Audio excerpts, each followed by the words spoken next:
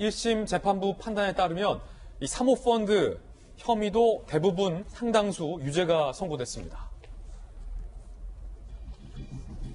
미공개 정보로 WFM 주식을 매수해서 2억 3천만 원의 부당 이득까지 봤다라고 재판부가 유죄를 선고했고, 해당 주식의 취득 사실을 감추기 위해서 12만 주를 은닉했다라고 재판부는 유죄를 선고했고요.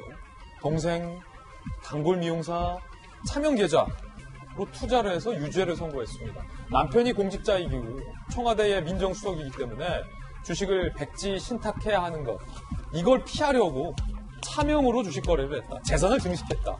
12만 주를 은닉하고 따라서 2억 3천의 부당 이득까지 봤다. 이야, 이 세 가지 혐의가 엄청난 건데요. 재판부는 모두 다 유죄를 받습니다. 다만 코링크 PB 허위 컨설팅비 1억 5천만 원 횡령은 무죄, 코링크 PB 펀드 출자금의 거짓 변경 보고도 무죄. 앞선 세 개의 혐의가 굉장히 위중한 것에 비하면 뒤에 따른 무죄와 관련된 두 가지는 그에 해당하는 세부적인 혐의라서 사실상 사모펀드 의혹도 상당수 유죄가 선고된 겁니다. 재판부는 미공개 정보로 부당 이득을 얻고 남편의 백지 신탁을 피하려 차명으로 투자했다. 고위공직자 아내로서 공직자윤리법 의무를 뒤로하고 재산을 늘리려 불법 행위를 했다. 라고 봤습니다. 박정아 대변인이 청와대에 계셨으니까 그때 돌직구쇼 나와서 한창 난 참 바보처럼 살았다라고 말씀하셨어요. 공직자윤리법도 다 지키고 주식 투자도 못하고 엄격하게 살았다. 근데 그게 바보같이 산 게 아니라 대부분의 공직자, 우리 여기 박수현 전 대변인도 포함해서 다 그렇게 사는 게 정석인데, 재판부 설명에 따르면 조국 장관 부부만큼은 예외였던 것 같아요. 그래서 아마 재판부가 중형을 내리지 않았나 싶은 생각이 들어요. 그러니까 대부분의 공직자들이 당연히 그렇게 하면 안 된다고 생각을 하고 오늘도 조심조심하면서 정말 직무에 충실하고 있는데, 제가 볼 때는 저게 무슨 법적으로 다툼이 있는 건도 아니고 문서도 충분히 상당히 넉넉히 조작, 위조됐다.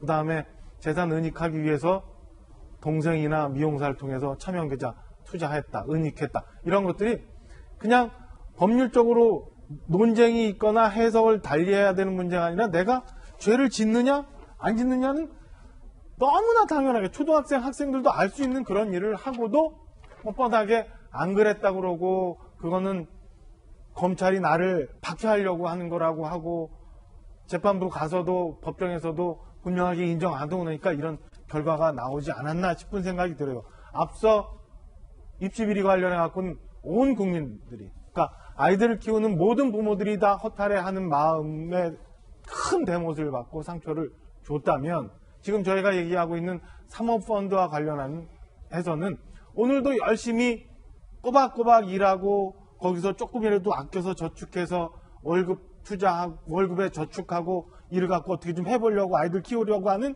모든 공직자들한테 또 큰 대못을 박는 일이라고 생각을 합니다. 앞서도 말씀드린 것처럼 저는 이게 법리적으로 뭐 따져야 될 문제가 아니라 이렇게 하면은 죄가 되는 거고 이렇게 하면 죄가 안 된다는 거를 분명히 알 수 있는, 누구나 알 수 있는 뻔한 일이기 때문에 이제라도 저는 조국 장관 부부가 국민들한테 이 건에 대해서는 최소한 미안하다고 사과를 하고 다시는 이런 일이 없도록 우리 사회도 정비될 수 있는 그런 계기가 될 수 있게 본인들을 좀 정리를 해야지, 여전히 아니다라고 얘기하고 박해받았다고 얘기하는 거는 좀 잘못된 부분 아닌가라는 생각이 듭니다. 예, 이재명 기자 청와대 출입했잖아요.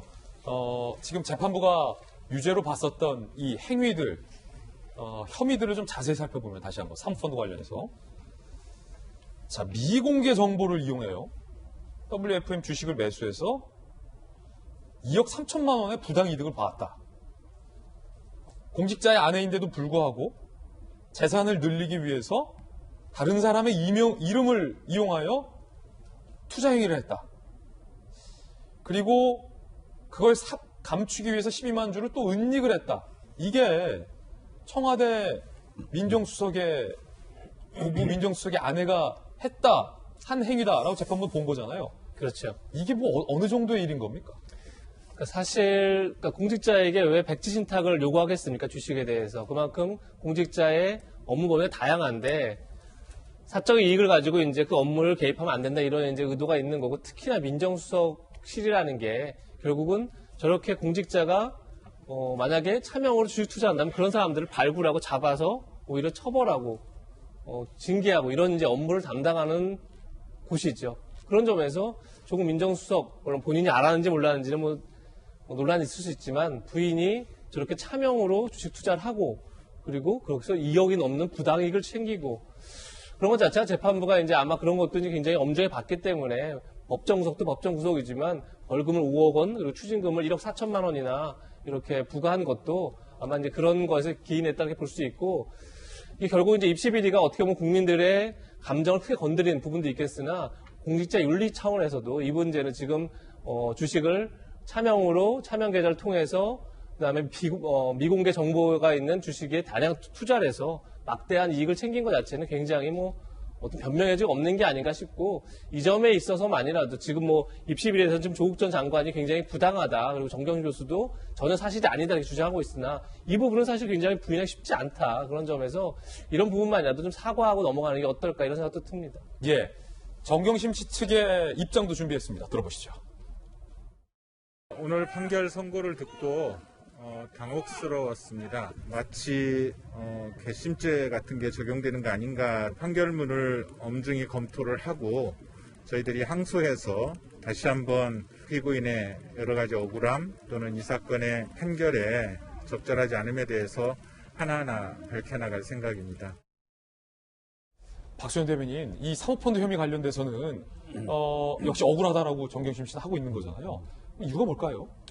그러니까 애초에 이 문제가 시작된 것이 지금 무죄를 받은 그 사모펀드의 횡령 부분이 주 타켓으로 시작을 한 것이거든요. 그래서 이제 점점 꼭 별건이라고 볼 수는 없지만 이제 확대가 여러 가지 혐의가 된 것이고 결과적으로 이제 표창장 문제로 물론 일부 시민단체 고발이나 이런 것으로 수사가 시작되기도 했습니다만 전체적으로 보면 이 사모펀드 횡령을 타켓으로 한 이 사건이 결과적으로 포창장 이런 것들을 별건으로 탈탈털이식 수사가 됐다. 이렇게 이제 주장하는 것이 이제 정경심 교수 측 논리 아니겠습니까? 예. 그리고 저는 또 그런 주장에 사실 조국 교수 장관으로 또 많은 사적으로 이야기도 많이 들은 사람으로서 보면 저는 거기에 동의를 합니다. 그 입장에. 그러나 어쨌든 법원이 판단하는 현재 상황에서 가장 객관적이라고 인정할 수밖에 없는 사실 아니겠습니까? 그래서 아까도 말씀드렸지만 어쨌든 조국 장관 측으로서는 애초 이 사건이 시작되었던 이 사모펀드 횡령 혐의가 무죄 판단이 났다는 데 큰 의미를 둘 겁니다. 또 저도 그렇게 보고요. 하여튼 그러나 어떤 여기서 이제 차명 계좌로 또 미공개 정보를 이용한 주식 이득 이런 것들에 대해서 다 사실이 아니라고 정확하게 너무 정확하게 이야기를 하고 있거든요. 그러나 법원이 어떤 것을 보느냐의 시각의 차이가 있는 거예요. 법원은 증거로 또 봤다고 하니까. 그러나 정경심 교수 측은 그것이 아니다라고 이야기를 하고 있고 그러니까 이런 부분들에 대해서 어쨌든 상급심에서 좀 다퉈보기 위해서 최선의 노력을 다 해봐야 되는데 어쨌든 확정적으로 지금 단계에서 조국 장관의 그 범죄가 확정이 되었다라고 할 수는 없지만 그러나 어쨌든 아까 말씀드렸듯이 차분하게 상급심에 대비를 하기 위해서도 본인이 이 부분은 일단 법원의 판단은 존중하지만 그러나 저로서는 다 인정할 수 없다라고 하는 이 정도 태도를 가지고 국민께 죄송하다는 말씀을 드리고 그러나 또 노력해서 밝히겠다라고 하는 그러면서 본인이 좀 차분하게 이 사건을 진행하는 것이 유리할 것이라는 판단이 듭니다. 예.